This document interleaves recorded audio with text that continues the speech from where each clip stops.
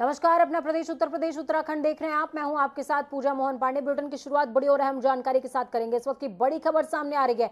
बड़ी खबर क्या है वो समझ लीजिए। तबादले हुए हैं। जी हां, यूपी में 6 आईएएस अफसरों का तबादला कर दिया गया है, यानी कि अब हेराफेरी हुई है। कैसी हेराफेरी? अनूप सिंह अब सीतापुर के नए डीएम के पद पर आसीन होंगे। विशाल भारद्वाज की अगर बात की जाए तो ये आजमगढ़ के नए डीएम बना दिए गए हैं। मेधा रूपम को हापुड़ की नई जिलाधिकारी के तौर पर नियुक्ति मिली है। विक्रमादित्य मलिक सीडीओ गाजियाबाद बनाए गए।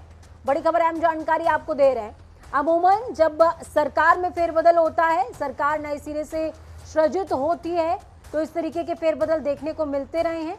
और अगर सीएम योगी की कार्यप्रणाली की बात कर ली जाए तो अमूमन 3 से 6 महीने में इस तरीके के तबादले, डिमोशन, प्रमोशन होते रहते हैं। चलिए ग्राउंड जीरो का रुख करते हैं। अनूप हमारे साथ फोन लाइन पर जुड़े हुए हैं। अनूप, क्या कुछ अपडेट है ग्राउंड जीरो से? 6 आईएएस अफसरों के तबादले हो गए हैं, विभागों में हेराफेरी हो गई है। हेराफेरी के तौर पर कह सकते हैं कि कुछ को नियुक्ति किसी और जगह मिली है, किसी को किसी और जगह शिफ्ट कर दिया गया है। क्या अपडेट है?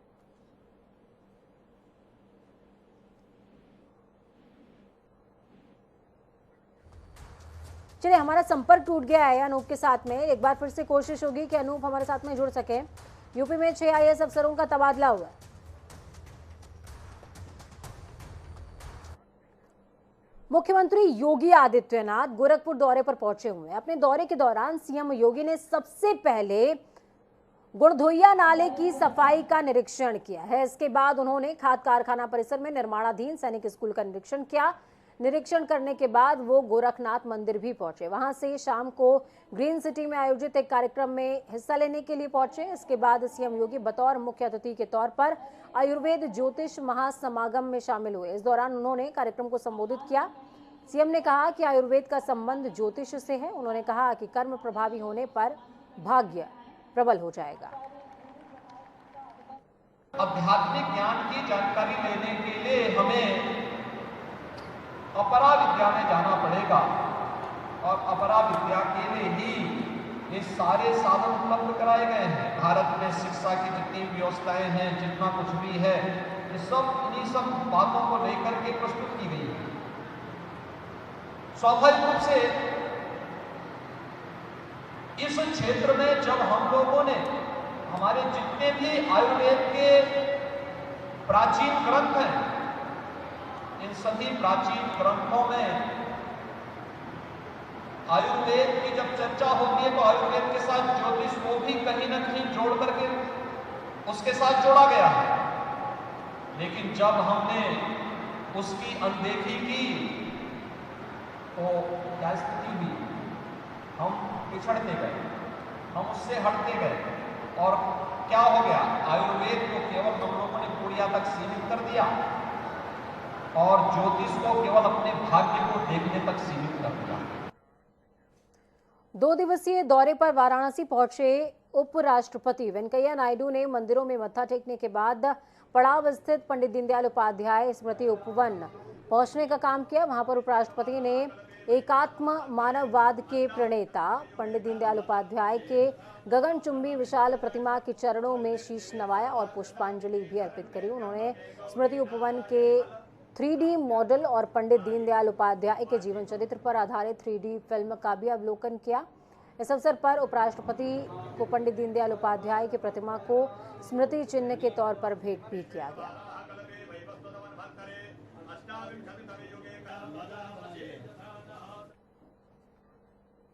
ओम हनु हनुमते नमो नमः, श्री हनुमते नमो नमः, जय जय हनुमते नमो नमः, श्री रामदूताय नमो नमः।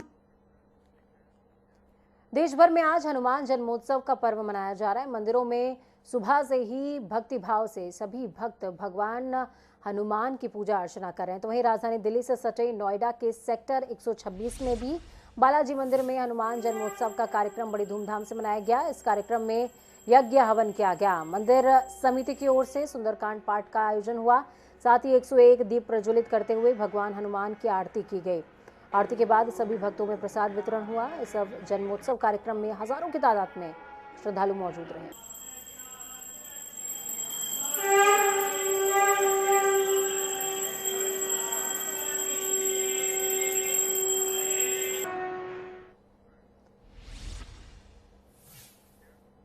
तो हाँ, आपको बता दें कि हनुमान जन्मोत्सव इस साल 16 अप्रैल यानी कि आज शनिवार के दिन मनाया जा रहा है। हिंदुओं के लिए हनुमान जन्मोत्सव की तिथि किसी त्योहार से कम नहीं होती। इस दिन हनुमान जी को बूंदी के लड्डू का भोग लगाया जाता है, व्रत रखा जाता है। लोग अपनी मनोकामना की सिद्धि के लिए हनुमान जी की पूजा अर्चना करते हैं। सिंदूर लेपन जिसे कि कवच कहा जाता है, कवच चढ़ाया जाता है। चांदी के वर्क से सुसज्जित कवच चढ़ाने का अलग ही प्रावधान है। कहा जाता है कि माता सीता को सिंदूर लगाते हुए देखकर हनुमान जी ने उनसे पूछा था कि माता आप ये सिंदूर क्यों लगा रही हैं, तो उन्होंने कहा कि ये भगवान श्री राम की लंबी आयु के लिए है। तो उसके बाद हनुमान जी ने अपने पूरे शरीर में सिंदूर का लेपन किया था। और ये कहा जाता है कि हनुमान जी के शरीर में अगर चोला चढ़ाएं, कवच चढ़ाया जाए तो बहुत प्रसन्न होते हैं। 6 तस्वीरें आपको दिखा रहे हैं, मथुरा, अयोध्या, आगरा, नोएडा, कानपुर, लखनऊ की।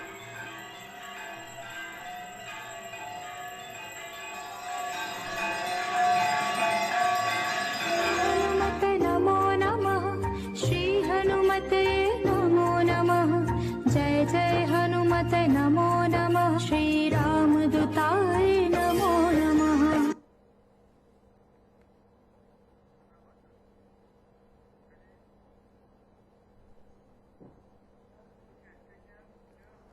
तो बड़ी खबर सामने आ रही है इस वक्त की बड़ी और अहम जानकारी आपको दे रहे हैं। बड़ी खबर, दिल्ली दौरे पर मुख्यमंत्री पुष्कर सिंह धामी गृह मंत्री अमित शाह के आवास पर पहुंच गए हैं। सीएम धामी अमित शाह से मुलाकात कर रहे हैं। मुख्यमंत्री कई महत्वपूर्ण विषयों को लेकर के चर्चा करेंगे।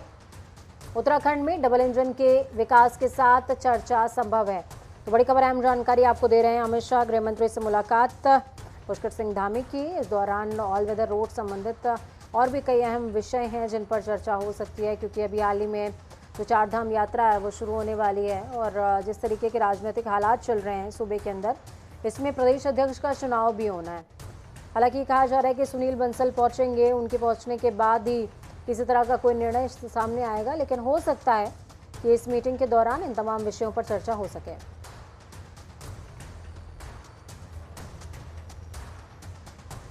अंकुश हमारे साथ में फोन लाइन पर जुड़े हुए हैं। अंकुश, क्या कुछ अपडेट है? जी बिल्कुल, देखिए पूजा, मुख्यमंत्री पुष्कर सिंह धामी दिल्ली पहुंचे हुए हैं और एक कार्यक्रम में भाग लेने के बाद अब वो गृह मंत्री अमित शाह से मुलाकात कर रहे हैं और कई महत्वपूर्ण विषयों पर अमित शाह के साथ चर्चा होने वाली है। एक हफ्ते पहले ही 5 अप्रैल को जो है पहले ही दोनों नेता मिल चुके हैं। इसके अलावा उपचुनाव को लेकर एक चर्चा है कि पुष्कर सिंह धामी आखिर किस सीट से चुनाव लड़ेंगे। और दिल्ली आकर उन्होंने एक बड़ी बात कही कि कई विधायकों ने पेशकश की है सीट छोड़ने की, लेकिन वो किस सीट से चुनाव लड़ेंगे ये फैसला आला कमान को करना है और केंद्रीय आला कमान इस बारे में सारी चर्चाएं जो है वो करेगा और उसके बाद ये फैसला लिया जाएगा कि उन्हें आखिर कहां से चुनाव लड़ना है। इसके अलावा डबल इंजन की बात लगातार की जाती है। प्रदेश किस तरह से केंद्र के सहयोग के साथ आगे बढ़े, इन तमाम बातों को लेकर चर्चा होती है। और आज भी निश्चित तौर पर इस पर चर्चा होगी कि किस तरह से उत्तराखंड के जो तमाम प्रोजेक्ट्स हैं जो केंद्र के सहयोग से चल रहे हैं उन्हें आगे बढ़ाया जाए। और 5 अप्रैल को लेकर कई बड़े प्रोजेक्ट्स को लेकर चर्चा हुई थी, उसके बारे में भी जो है विस्तार से चर्चा हो सकती है। इसके अलावा कई अन्य महत्वपूर्ण संगठन और सरकार के मसलों पर पुष्कर सिंह धामी अमित शाह से चर्चा करेंगे। ठीक है, बहुत शुक्रिया अंकुश हमारे साथ जुड़ने के लिए, हम जानकारी साझा करने के लिए। तो इन चर्चाओं में बेहद महत्वपूर्ण चर्चा इस बात की कि आखिरकार पुष्कर सिंह धामी किस सीट से उपचुनाव लड़े। एक और बड़ी खबर आपको बता रहे हैं, सीएम धामी ने हरीश धामी का आभार जताया है। कांग्रेस विधायक हरीश धामी को शुक्रिया कहा। हरीश धामी ने सीएम के लिए सीट छोड़ने का प्रस्ताव दिया था। अंतिम निर्णय पार्टी हाईकमान करेगी, ये कहना सीएम धामी का है। तो बड़ी खबर आपको बता रहे हैं। देखिए, ये नाम क्यों हाईलाइट हो रहा है हरीश धामी का, ये भी समझ लीजिए। हरीश धामी नेता प्रतिपक्ष की भूमिका निभाने के लिए काफ़ी उद्ग्रत नजर आ रहे थे कांग्रेस के अंदर, लेकिन वो जो भूमिका है वो उनको मिल नहीं सकी। उसके बाद हरीश धामी नाराज़ हुए। नाराज़ होने के बाद उन्होंने जिस तरीके से तमाम बातें सामने रखी हैं, उन बातों के बाद पुष्कर सिंह धामी ने साफ तौर पर कहा कि आपकी जो पेशकश है उससे मैं खुश हूँ, आपका आभार व्यक्त करता हूँ, लेकिन अंतिम निर्णय हमारे आला कमान को लेना है। सीट छोड़ूंगा। देखिए, मैं भाई हरीश धामी का बहुत आभार व्यक्त करता हूं, उनका धन्यवाद करता हूं। इसके साथ साथ हमारे अन्य साथियों ने भी इस प्रकार की पेशकश की है, लेकिन मैंने सभी से कहा है, सभी का धन्यवाद करते हुए, कि अंतिम निर्णय हमारा पार्टी का हाईकमान लेगा।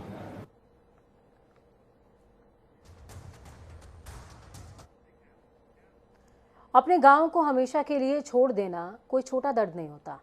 गांव के मेले, यहाँ गांव वालों ने अपनों के साथ बिताए हुए पल और इसी गांव में जन्मे लोग गांव को छोड़ते समय किसी तरह से भावुक होंगे, इसका अंदाजा आप लगा सकते हैं।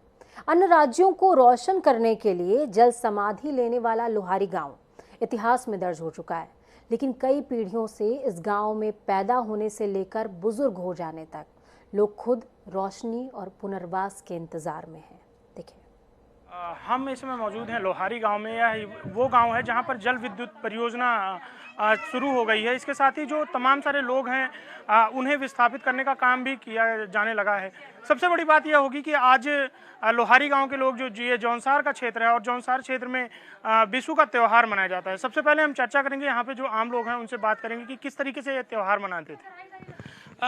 आज त्यौहार भी है, किस तरीके से आप लोग पहले अपने घर के आंगन में मनाते थे, आज आप लोग यहाँ पे हैं, त्योहार का क्या कुछ महत्व रहा? देखो, ये बिशु का त्यौहार है हमारा और इसको हम बहुत अच्छे से मनाते थे और आज हम घर खाली करवा दिए और ये हमें जो कुछ भी घटना होती है तभी हम ये त्यौहार नहीं छोड़ते, हमें ये त्यौहार मनाना ही पड़ता है और आज हमने यहाँ ये त्यौहार का दस्तूर करा है। ये हमारा कल्चर है जौनसार का, इसे हम छोड़ नहीं सकते हैं। सबसे बड़ी बात यह होती है कि आप लोग कितने समय से, तकरीबन 9 दिन का समय हो गया है, क्या कुछ शासन या कोई प्रशासन की तरफ से कोई यहाँ पर आया है? नहीं सर, जिस दिन से हम बेघर हुए हैं उस दिन से सरकार की तरफ से कोई भी शासन प्रशासन को सरकार कोई भी नुमाइंदा यहाँ पे हमें देखने तक नहीं आया। हम घर से बेघर कर दिए गए हैं और ये देखिए हम कैसे महिलाएं, यहाँ बाहर शौचालय नहीं है, नहाने की कोई व्यवस्था नहीं है, लाइट पानी की कोई व्यवस्था नहीं है। 1 हफ्ता हो गया मैं नहाई तक नहीं हूँ, कोई व्यवस्था नहीं है हमारे लिए। तो जो यहाँ के नेता हैं क्या वो भी आए या कोई वो नहीं आए? सर अभी तक हमारे पास यहाँ पे कोई भी, हमारे जो जनप्रतिनिधि हैं हमारे यहाँ पे हमारा कोई हाल पूछने नहीं आए हैं। क्या कुछ मांग रखते हैं आप सरकार से, क्योंकि 9 दिन से आप लोग यहाँ पर हैं, समस्याएं काफ़ी ज़्यादा हैं? हमारी तो सर बहुत बड़ी मांग थी कि भाई हमें जहाँ भी बसाओगे हम एक जगह बसना चाहते हैं, पूरा गांव। तो सरकार की तरफ से हमारे साथ कोई भी वो नहीं हुआ कि मतलब इनको जगह दी जाए या कुछ भी, गांव से हटा दिया बस। अब कोई देखने भी नहीं आता, ना शासन ना प्रशासन ना कोई हमारे नेता प्रतिपक्ष कोई नहीं आते।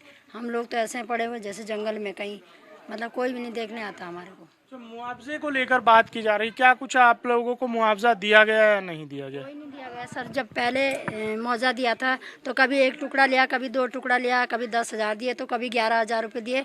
इसी तरह से इन्होंने हमारा बेवकूफ़ बनाया। बाकी अब जब विस्थापन का टाइम था कि हमें अच्छी तरह से विस्थापन करते, हमारा मुआवजा देते, हमें कहीं गाँव का वो करते कि गाँव एक ही जगह बसाते तो हमें संतुष्टि मिलती। उन्होंने तो ऐसे करा कि शासन प्रशासन वालों ने कि मतलब पुलिस के माध्यम से हमारा गाँव हटा दिया और हमारा कहीं ठिकाना नहीं। हम तो स्कूल में पूरा गांव इकट्ठे बैठ करके ऐसे खड़े धूप में रह रहे हैं जहाँ पे कहीं हमारा कोई भी ठिकाना नहीं है। कुछ बुजुर्ग लोगों को यहाँ से आप लोगों ने बाहर भी भेज दिया है, क्या कुछ कारण रहा? तबीयत वगैरह खराब थी या क्या कुछ कारण रहा?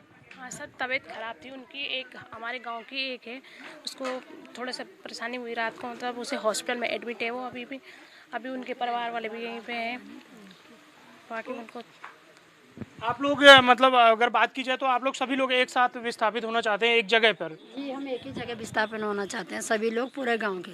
हम अलग कोई नहीं रहना चाहते, हमें जहाँ भी जगह देंगे हम एक ही जगह बसना चाहते हैं गांव के लोग जितने भी हैं। लेकिन सरकार की तरफ से हमारे लिए कोई भी वो नहीं हो रहा कि इनको एक जगह बसाया जाए। वो तो ये सोच रहे कि यहाँ से भी हटाना, मतलब हमारे लिए हटाने के लिए कोशिश कर रहे हैं कि यहाँ से भी हटा देंगे इनको। पशुओं को लेकर कुछ व्यवस्था है? कोई व्यवस्था नहीं है सर। यहाँ से पलान खेड़ा बोले थे कि पलान जाएंगे, हम लोग तो कोई नहीं जाते यहाँ से। डुबाना चाहोगे तब भी यहीं, बसाना चाहोगे तब भी। हम तो गांव से कहीं नहीं जाएंगे, हमें तो यहीं रहना है गांव में। सारे भी रिश्तेदारों के यहाँ, बच्चों को भी रिश्तेदारों के यहाँ भेज रहे। लोहारी गांव के लोगों की समस्याएं बहुत ज़्यादा गंभीर हैं और उनका साफ तौर पर ये कहना है कि शासन और प्रशासन की तरफ से कोई भी नुमाइंदा यहाँ पर नहीं आया।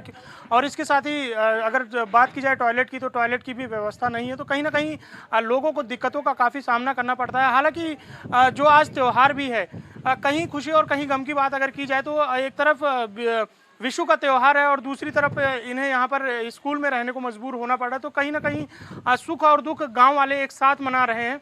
वीडियो जर्नलिस्ट रुपेश नेगी के साथ नवीन शुक्ला, जनता टीवी, देहरादून।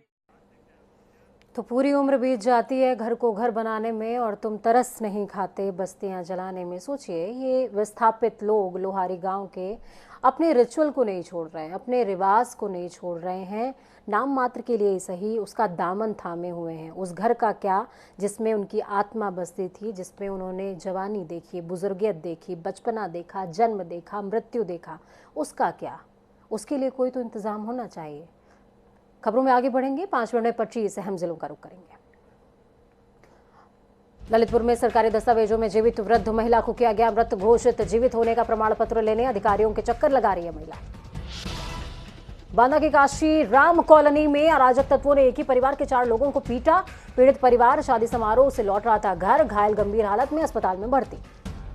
बिजनौर में बेखौफ बदमाशों की सरेआम, युवक पर कई राउंड, युवक पर चली गोली। सीसीटीवी कैमरे में कैद हुई पूरी वारदात। सूचना पर पहुंची पुलिस मामले की तफ्तीश में जुटी।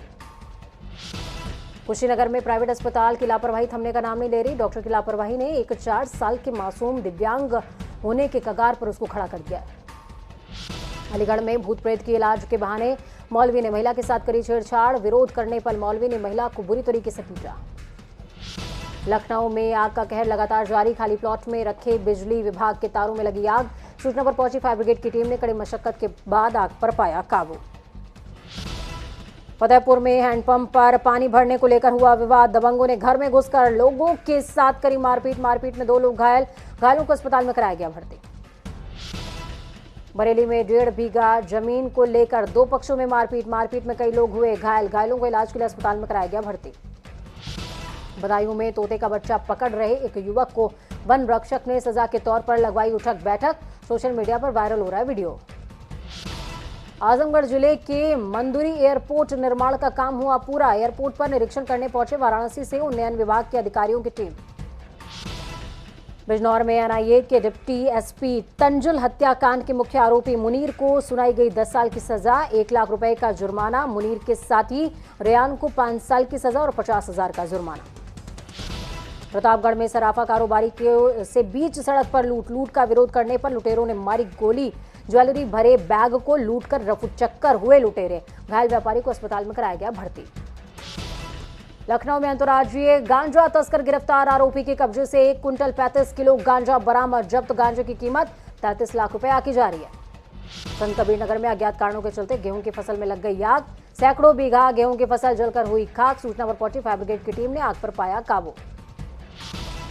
फतेहपुर में टाइम बॉम्ब जैसा उपकरण मिलने से क्षेत्र में सनसनी। सूचना पर पहुंची पुलिस मामले की तफ्तीश में जुटी। पुलिस की जांच में टाइम बम निकला पटाखा। सहारनपुर में संदिग्ध परिस्थितियों में रेलवे कर्मचारी की मौत। सूचना पर पहुंची पुलिस ने शव को कब्जे में लेकर पोस्टमार्टम के लिए भेजा। इटावा में डीसीएम में लगी भयंकर आग। बड़ा हादसा होने से टला। लखनऊ के रबड़ का प्रोडक्ट लोड करके दिल्ली के लिए जा रही थी डीसीएम। सूचना पर पहुंची फायर ब्रिगेड की टीम ने आग पर काबू पाया। सहारनपुर में हिस्ट्री शीटर की कब्जाई गई 15 करोड़ की जमीन को पुलिस ने करवाया कब्जा मुक्त। हिस्ट्री शीटर सराफा पर 3 दर्जन से ज्यादा मुकदमे दर्ज। कार्रवाई के दौरान भारी पुलिस फोर्स रही मौजूद। संत कबीर नगर में कलयुगी बेटवे ने पिता को कुल्हाड़ी से मारकर उतारा मौत के घाट। सूचना पर पहुंची पुलिस ने शव को कब्जे में लेकर पोस्टमार्टम के लिए भेजा। रायबरेली में कलयुगी बेटवे की काली करतूत आई सामने। बेटे ने अपने ही पिता को लात घूंसों से जमकर पीटा। पिटाई का वीडियो सोशल मीडिया। हमीरपुर में अज्ञात कारणों से छात्रा ने फांसी लगाकर करी आत्महत्या। सूचना पर पहुंची पुलिस ने शव को कब्जे में लेकर पोस्टमार्टम के लिए भेजा। रायबरेली में शॉर्ट सर्किट से गेहूं की फसल में लग गई आग। आग की चपेट में कई बीघा फसल जलकर हुई खाक। कड़ी मशक्कत के बाद ग्रामीणों ने आग पर काबू पाया। अलीगढ़ में दबंगों ने महिला पर किया चाकू से वार। पीड़ित महिला ने एसएसपी ऑफिस पहुंचकर लगाई न्याय की गुहार, जहां पीड़ित महिला को कार्रवाई का दिया गया आश्वासन। अमेठी में 21 साल की हिंदू लड़की को मुस्लिम समुदाय का युवक अपने साथ लेकर हुआ रफूचक्कर।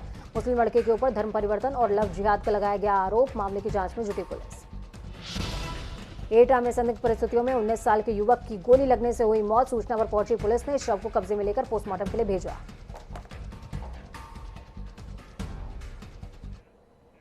वक्त छोटे से ब्रेक का। ब्रेक के उस पार खबरों का सफर लगातार जारी है। अपना और अपनों का बहुत ख्याल रखिए। नमस्कार।